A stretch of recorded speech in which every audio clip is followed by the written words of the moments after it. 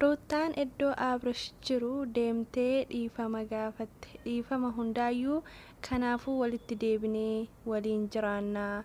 Ani wantoonni samoona si didee fi wantoota simmeetiin ati na godhaa turte suni na keessaa hin baanee fi waan nan irraanfachiisne fi saniif si didee amma garuu gara sammuu kootii deebi'ee sabee waan ta'eef kanaafuu wajji jiraannaa.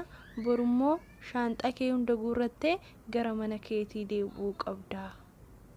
Boru gara mana isaa shaanxaa guurratee deebi'aa jechuudha. Innaa Abrash balaa itti buuse. Ati kan lafa gajjattee fuutu waan lafa goote wayii na see ta'e. Waan lafa gootee deebitee na fuutu see ta'e. Akkamitti na yaaddee? Ani Abrashii duraanii sanii miti. Abrashii itti taphachaa turte sanii miti. Ani jijjiirrameera. Ani kana booda dirqamanii na wajjin jiraadhu jettee dirqamaa si wajjin jiraachuu hin danda'u jedhee jechuudha. Innaa nagaa isiniif haa ta'u, anis jira galata Waaqayyoo nagaan na bira jiraate isin bira isaa jiraatu. Innaa viidiyoo kana laayikii, sabskiraayib, sheerii gochuun irraanfatina isiniin jedha. Innaa akkuma argitanii Ruutaan Zawaayin deemtee jirti jechuudha. Zawaayi jedhama. Innaa deemtee jirti. Innaa akkanan deemeefillee Abrash bakka jiruun deemee wanti hunduu bakka naaf galee akka sirraa waanan barbaadee fi akka bakka Addis Ababaatti deebi'ee walumaa galatti Abrash fuudhee galee gara manaatti galfadhee wajjin jiraachuu barbaada. Innaa immoo itoo akkamitti deemtee jechuun keessaniin oolu waan ta'eef ani bakka waan hundaayyuu dhiisee bakka gara jireenya koo duraatti abbaa daa'ima kootiiti waan ta'eef bakka jireenya wantoota ta'e hundaayyuu dhiisee Abrash wajjin jiraachuu waanan barbaadee fi kanammoo itoo akkanas dhufullee itti nimni ture. Garuu immoo itoo ergumanis dhufee bakka akkanaatti kootu jennaani baay'ee rifatee garuu maaliif akka rifate hin beeku. Innaa yaametiin jira sirriitti rifateette. Innaa yaametiin jira kanaafuu ni dhufatte. Innaa immoo itoo kanan dhufeef waanan Abrash fuudhu ta'eefi garuu immoo Abrashiin dhiiseen galuu fuudheetuman galaa dirqama. Kaleessa maal jetta Ruutishaa? Ingadda dhiira fiddee harkaan nan tuqin jettuuni harkumaanuu nan tuqin jettuuni aga jibbite guddin halkan takka keessatti akkamitti ja'a akka Abrashitti deebitu si taasise. Akkamitti akkas ta'e garuu dhugaa garuu Abrashiin haloo ba'uuf ammallee jechuudha.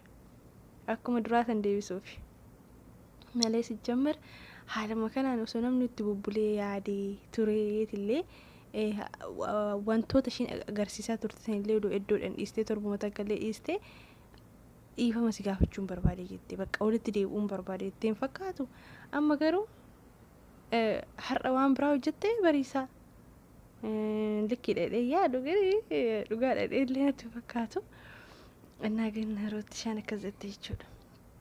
Innaa hundumaafiyyuu Abrashiin dhufee Abrash dhufnaan bahee dhaabbatee maal nagaa miti jedhee na nagaa dhakootu ka gara kaameraatti na nagaan hin dursu nagaa maal si gaafadha nagaayyuun gaafanni beeksisaa duraan bara yoo ishiin dudduuyyuu itti marama giddumaan ofitti qabee yeree ishii si gaafannaan amma jechuun naqee Abrash Ruuta sijjammar dhugaadhaan deeman jirtu natti fakkaata akkamitti fuula ishii ilaalee irraa beeksisa. Innaa dhugaas ta'uu danda'a yeroo tokko akka sobaa fakkeessuufillee ta'uu dandeessi yoo na didellee jetteetu.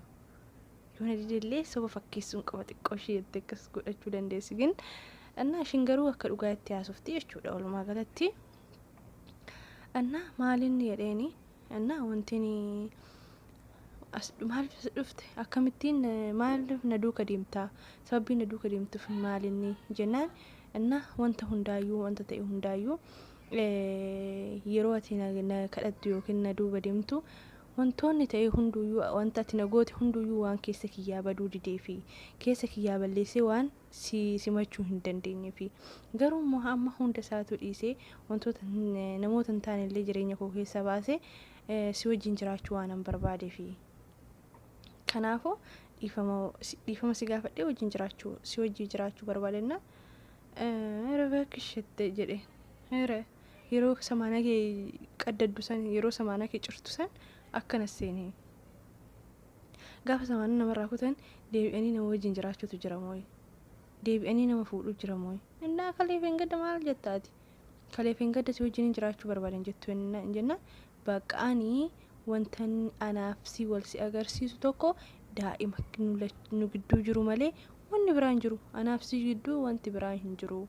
Kanaafuu moo'ituu eeshi maaliif samoona wantoota meeqa agarsiisa turte namoota manatti argitu jenna ani wanta biraa osoo hin taane yeroon daa'ima koo laalu qulqullummaadhaan dhufee laalu waanan barbaade fi garuummoo yoo nan dhufu akkasitti waan dheyneef mana koo keessatti namoota waanan arguufi mana koo keessatti alatti immoo akka barbaadde ta'uu dandeessa siin jedheen ture. Kanaafuu moo'ituu akkasii miti yoo jettee ani kan aarsee namaanis wallolu mana koo keessatti waanan argeefi kana malee moo'ituu yoo kana miti jettee daa'ima alatti fiddee shaayii bunnaa jennee daa'ima koo laalee wajjin turee taphadhee deemuu nan danda'a jedheeni lakki ani mana sin dhoowwine mana immoo sin dhoowwine waan ta'eefi amma nuyyuu wajji gallee jiraannaa sin jechaa jira moo ani wantoota ati jechaa turte san amma immoo deebi'ee ofii kiyyaa dhiifama ishii sin jennaani jette akkasiif osoo hin taane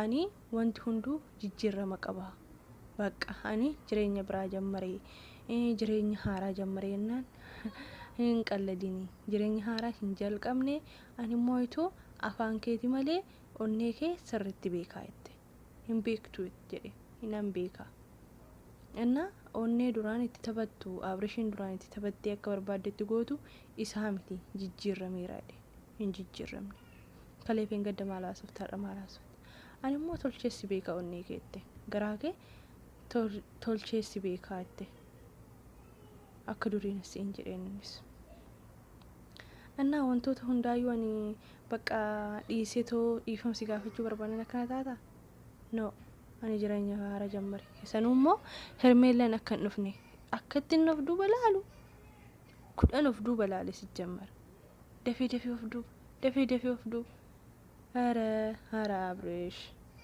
nisodaatiin akkasitti maal fiddi akkana jala tattaanaan akkuma ruuta kaataati ruuta maal balleessiteen jedhe laakiin jechuun ruutaan xiqqoo maana xuyxan jettiin beektu sinillee badiin ka abrishiyyuu haa ta'u malee ruutaan maana xuyxan jetti እና ጋብሰን hermeelen illee akkas taati waan ta'eef jala shumuminis hin jaa እና kanaafuu abrishii baqa dhiifama kee fudhadheetiin jira garuu moo'ituu Addis Ababan dhufaa boru wal argina jedheen yeroo meeqan deemu as keessatti lola barbaade ka'aayna giddiidhaan baqa ishii boru wal argina deebitaa inni nan deebi'a እና inni immoo akka qalleetti jedhan beeksisa jechuun injiraami namni sun harraa haa deemuudhaaf kuwaa jedhan jechuudha akkasitti jedheeni እና ati deem baqa ati deemuu dandeessanii hordoftoota kootiin nagaattiidha jetteeni እና hin deeme እና of jejuu